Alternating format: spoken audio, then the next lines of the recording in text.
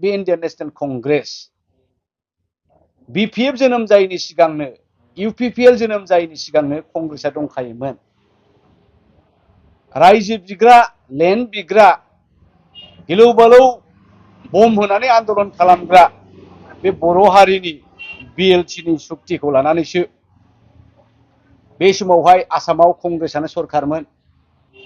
एक्स chief minister तरुण गगৈ देबआ जे बर'फोरनि बिप्लबी महरखौहाय एसे सामलायनो बर'फोरनि गांनाय उखैनायखौ गावसोरनो आबुं खालामनानै लाथोंसै होननानैसो बिथांमोनहा बिटिआरआव बा बिटिसिआव कंग्रेसखौहाय दोनथ'नानै BPFनो हगारनानै होदोंमोन। बे नङा जे कंग्रेसआ गैयामोन दिनैसो फैब्रबदों ओरै आरिदों बिदि नङा। BPFनि सिगां कंग्रेसखा गासै बे ओनसोलनि रायजो राजाफ्राबो कंग्रेसखौसो मिथिगौ जे आमी हाथर आसिल जे आमी आगर फराय हाथर आमार नाति पुति आदा आबै सब माबा आबै आबौ गासिबो आखायाव जोबमोन। दा बेफोर बाथ्राखौ रायजो राजाफ्रा गोसोखां बे नङा जे जोङो सोरखौबा BPFखौ फेजेननो बा UPPLखौ देरहाहोनो बे एक्चुअलि बिदि दासान रायजोफोर जे कंग्रेसआ गोदो गोदायनिफ्रायनो दङ। जोङो बे 15-17 बोसोर 15-16-17 बोसोर BPFनो हगारना होदोंमोन जे BPFआ गासैबो बिटिआरनि बर' रायजो राजा गुबुनफोरखौहाय उन्नयन खालामगोन ओरै खालामगोन होननानै जोङो सुबिदा होदोंमोन। आरो बेबायदिनो कंग्रेसनि आमोलाव दालां लामा गासिबो जाजोब्बाय। नाथाय जेब्ला BJP फैबाय बिथांमोना हनै जोखोदाव हर जाबाय। बेसेबा गोजानाव थाबाय BPFआ। दा बेखौसो जोङो उद्धार खालामफिननो BPFनि थासारिखौ उद्धार खालामफिननो UPPLआ जे गिलौ बालौ मोनसे बिप्लबी संगठननिफ्राय जोनोम जानाय NDP आरो एबसुनिफ्राय जोनोम जानाय बिथांमोनहा दिनै मा अबस्थायाव बिटिआरनि मोनसेबो दफाया इमप्लिमेन्ट जायाखै। बिथांमोनहा दिनै हेमन्त बिश्व शर्मानि आखाइ मुथियावहाय थाबाय। BPFआव आखाइ मुथियाव थाबाय। जोङो बिथांमोनखौ बे BJPनि उदखारनिफ्राय हेमन्त बिश्व शर्मानि उदखारनिफ्राय आखाइ मुथिनिफ्राय उदां खालामनोसो कंग्रेसआ एबारबो केन्डिडेट होदों। आरो सोर बुंदों कंग्रेसआ देरहानायनि अंख गैया? दिनै नाय माइनरिटि मुस्लिम बिथांमोना फ्राय 40,000 नयजन दाङरिया 39,700 फ्राय 40,000आनो। दा बे 39,700आव माइनरिटि मुस्लिमनि भटखौ कंग्रेसआ 60निफ्राय 70% मोनगोन हयना दाङरिया? दानि आदिबासी 17-18,000 আছে। ইয়ারপর আমি প্রায় 70% ভোটে আমি পাবো।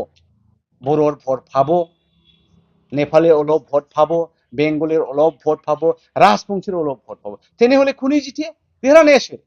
दा बेखायनो कंग्रेसनि देरहानायनि सम्भावनाया दंथारो।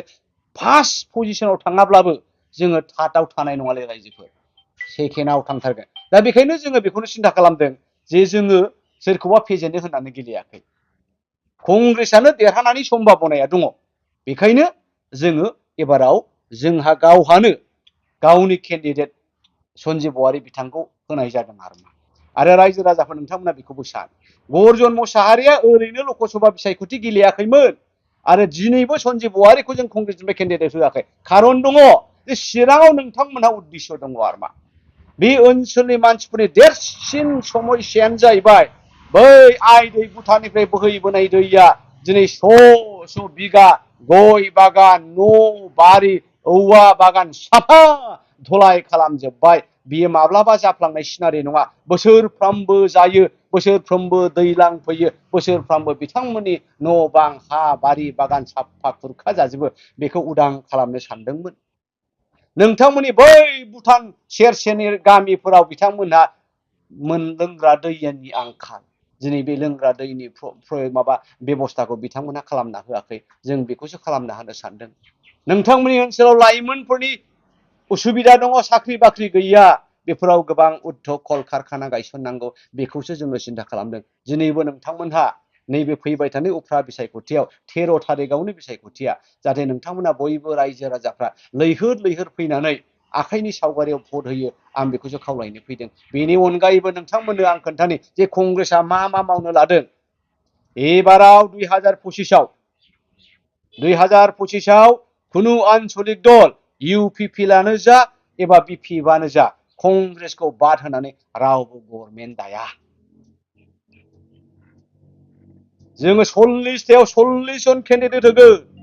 बेवहाय जोङो टारगेट खालामगोन मिनिमाम जोङो 9थानिफ्राय 12था केन्डिडेटफोर जोङो देरहानानै फैगोन आरो बे केन्डिडेटफोरखौहाय इउपिपिएलआ लाफायाबा बिटिसि गभर्नमेन्ट दानो हाया बे केन्डिडेटफोरखौहाय बिपिएफआ लाफायाबा आरो खुनु बिटिसिआव सरखार दानो हाया बेल' नङा रायजोफोर एबार खोनासं 2026आव जोंनि मिशना हिमन्त बिश्व शर्मा हाथाव अभियान जोंनि कंग्रेसनि मिशना जाहैबाय बे फामि बिबारखौहाय रोदायैनो बुखुनानै बुरलुंबुथुराव ज्राव गारहरनाय बांलादेशआव बोहैलाङो ना पाकिस्तानाव बोहैलाङो बोहैबाय थाथोंसै रायजोफोर एबाराव जोङो हिमन्त हाथाव अभियानसो बे 15था विधानसभा समष्टियाव 15 बार हेलिकप्टार उरायहोगोन गर्जन मोसाहारिया 15था विधानसभा समष्टियाव 15 बार हेलिकप्टार राहुल गान्धीबो फैगोन प्रियंका गान्धीबो फैगोन गासिबो कंग्रेसनि नेताफ्रा फैगोन आरो 2026आव कंग्रेसआ आसामाव सरखार दागोन अब्ला सोरनि गोनांथि जागोन बिपिएफआबो लुबैगोन इस्ब्रा कंग्रेस जोंखौ लाफाबा हामगौ गभर्नमेन्टआव अब्ला इउपिपिएलआबो होनगोन इस्ब्रा सारमोना जोंखौ एसे नायसनबा हामगौ गभर्नमेन्टआव लाफाबा हामगौ दा बेखायनो रायजोफोर नोंथांमोना गोनो गोथो दाजा एखे गोदाव सोराव दाजा जायफ्रा केन्डिडेट जानो लुबैदों कंग्रेसआव नैबे 2025आव दानिफ्रायनो लाइन जाखादो जानजि खाफ्राखादो इन्टारभिउ होनायफोरबायदि आथिं जोनाय जोनाय बासिगोन जोङो जायहा फिट केन्डिडेट जायहा पार्टिखौ थगायनाय नङा जों बिथांमोननो टिकेट होगोन आरो बिथांमोनखौ देरहासार खालामगोन बिटिसि गभर्नमेन्टआव थाफा होगोन दा बेखायनो रायजोफोर नोंथांमोना कंग्रेसखौ खम सम दासान 2025आव कंग्रेस गैयाबा इउपिपिएलआबो गभर्नमेन्ट दानो हाया बिपिएफआबो गभर्नमेन्ट दानो हाया आरो 2026आव जोङो बिजेपिखौहाय उदखार खालामगोन आरो कंग्रेसनि गभर्नमेन्टआ दागोन दा रायजोफोर बेखायनो बे गासैबो भबिसतखौ साननानै नोंथांमोना फैबाय थानाय दिनावहाय आखाइनि सावगारियाव सन्जीब बहारि बिथांनो नोंथांमोननि दाम गोसा भटखौहाय ज' जाजाय रोजाब गिर्जाब फैनानै गावबागाव बुथ सेन्टारफ्रावहाय भट होनो थाखाय आखाइनि सावगारियाव भट होनो थाखाय खावलायनाय जाबाय बे इउपिपिएलनि एबसुनिफ्राय फैनाय नालाय आनसलिक इउनिटनिफ्रायनो लेक्सार होनो सोलोंजेननाय नालाय इउनिटआवबो सोलोंसै आनसलिकआवबो सोलोंसै डिस्ट्रिक्टआवबो सोलोंसै लेक्सारफ्रा खम जाया इउपिपिएलनि गथ'फ्रा एबसुनि प्रडाक्ट जोब नालाय ओंखायनो होननो गोरों गोजा बिसोरो दा बिथांमोना होनबाय थाथों इउपिपिएलआ जोंखौ बैराथि होनो ना मा होनो खिन्थु जयन्त बिथाङा थांनाय बाराव बे खोथाखौ होनदों दिपेन बर' बिथाङाबो थांनाय बाराव लकसभायावहाय मा होना जे कंग्रेसआसो जोंनि फेक्टर जागोन एबार मिथिनाय मथेथ' बिपिएफआ जोंखौ दुसिलाबायदों दाखालि गरजनालायनो इउपिपिएलनिफ्राय एथ' खौथि लादों जाहैदों आं खोनानायावथ' उदालगुरियावहाय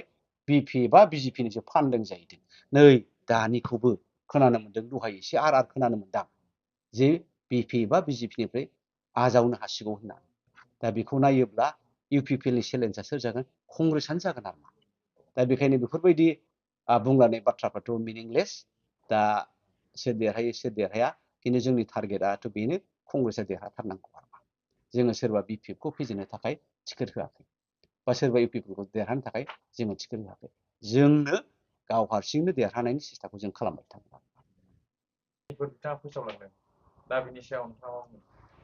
हिमन्त बिश्व शर्मा मिसलिया मामा मानसिफ्रा डान्सिं मामा मोसाग्रा मामा होनो बहा मोसानाय जाखो इथ' डान्सिं হয় নাকি তাহলে दा इथ' जाफाय हे बाज्ल'यैसो माबा सिंफान्जिफोर बायदि बे मोसानाय जायो नामा गोदाव सोराव बर'नि भट बिनांगौ बागुरुम्बा मोसानो रोंनांगोन आरो नङा होमबा हारसाफोरनि भट बिनोबा बे बिहुखौ मोसानो रोंनांगोन बेना बाज्ल'यैसो सिदा मोसानाय नङा रायजोफोर बेफोरबायदि भाषणजोंहाय जाम्बा जाम्बि दा खालामदा आरो बिथाङा माबा नै साइन्स माबा स्टेडियाम माबा साइन्स स्ट्रिम साइन्स कलेज माबा जासिलांदों बे फैखानाय बुस्थुखौहाय स्टेडियाम खालामनो नागिरदों फैखानाय बुस्थुखौहाय जोंहा जयन्त बिथाङा बासुगाव लांदों नामा फैखानाय बुस्थुखौ जयन्त बिथाङा बासुगाव स्रोद लांखुमाबाय नै दा गोदान बेफोरो एखेबारे इलेक्सन सेन्ट्रिक रायजो राजाखौ थगायनानै भट मोननो थाखायसो बुंदों दा बाथ्राया सैथो बाथ्राया नैबेसो रायजोफोर इउपिपिएलआबो बोरैहाय बिजेपिनिफ्राय उदां जानो हागोन बेखौसो नागिरगासिनो दङ बेस्राफ्रा दा बेखायनो कंग्रेसआ बे इउपिपिएलखौबो बिजेपिनि आखाइनिफ्राय उदां खालामगोन कंग्रेसआनो बिपिएफखौबो बिजेपिनि आखाइनिफ्राय उदां खालामगोन बे रोखा आरो आंनि मुख'आथ' ओरै 2025आव बिजेपिनि मोजां मोजां सेंग्रा बर' सेंग्राफोरखौ आं टिकेट लाजानो लुबैदों बिपिएफनाबो मोजां मोजां मानसिखौ सेंग्रा लाइमोनफोरखौ बासिथोंसै UPPLनाबो मोजां मानसिखौ बासिथोंसै हा कंग्रेसनि नेतृत्वआव जों गभर्नमेन्ट दाबाय BJP खौ नांला समस्या खतम जेरै हाग्रामानि आमोलाव कंग्रेसआ रह' लामा दालां गिलु बालु बानायदोंमोन एबारावबो कंग्रेसआ बे UPPL BPF आरो जोंनि बर' BJP आव हाबनायफोरखौ लानानै जोङो गभर्नमेन्ट दागोन जोंनि उद्देश्यआथ' बेसो खुनु अपोजिशन पार्टी गैया जोंहा BTC आव कंग्रेस फैनाय लोगो लोगो आरो आसाम बिधान सभायावहाय कंग्रेसआ दखल खालामगोन बिथांमोनखौ लानानै बिथांमोना जुदि दानिफ्राय साखाफारा सारा फिल्डआव गिदिंनानैहाय कंग्रेसनि थासारिखौ माबायदि भट लाना देरहागोन होनना सानो सार? कंग्रेसनि थासारिया आं दहाय होनखादों नोंथांमोनहा मैया नुबाय मोनथाम जायगायाव जोङो केन्द्र खालामनानै जे केम्पेइन मिटिं खालामदों मोनथामबो जायगायाव गाज्रि जायाखै 1011-1200 मानसिया जों खम बाजेटावनो खालामनो हादों आरो मा दा बेखौ नायोबा नोंगौ मोननै कमिउनिटिया खोब आग्रह जादों बे जाहैबाय माइनरिटि मुस्लिम आरो मोनसेया जाहैबाय सावथाल आदिबासि बिथांमोन ओमफ्राय बर'फोरनियाव जोङो जेसेबां लुबैदों एसेबां मोनाखै खिन्थु जोङो नाजाबाय थादों जेसे हायो एसेबांनो बर'नि भटखौ जुदि जोङो ओरै 10,000नि गोजौआव मोनबाय जोंखौ रावबो लाखिनो हानाय नङा खिन्थु माइनरिटि मुस्लिमाथ' फैखागोन जोंनावहाय 60-70% फाक्काखा आरो आदिबासि भटआबो 60%। दा बेखौ नायोब्ला सिं कंग्रेसनि फेभाराव भट होग्राफ्रा दङ गाज्रि नङा रायजो राजाया